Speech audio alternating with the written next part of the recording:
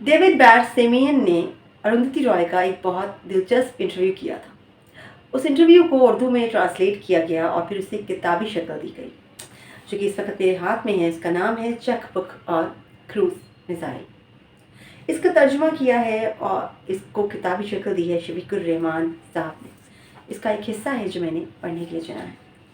David, तुम्हें भारत के अंदर और बैरून मुल्क यकसा तौर पर एक मारूफ व मशहूर शख्सियत ख्याल किया जाता है।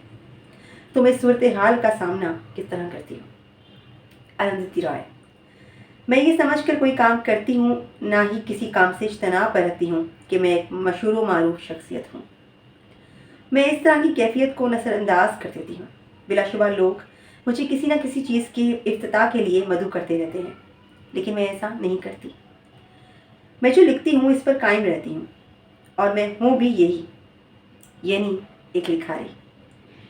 अगर मैं अपनी ज़ाती तशहीर के हक़ या मुखालफत में यकीन करना शुरू कर दूँ तो ऐसी सूरत में अपने बारे में मेरा तसव्वुर मस्क हो जाएगा।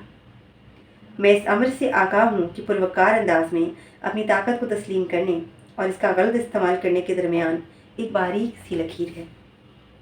जब मैं अपनी क़ुव्वत की बात करती हूँ तो मैं इस वक्त खुद को कोई मशहूर शख्सियत नहीं समझती।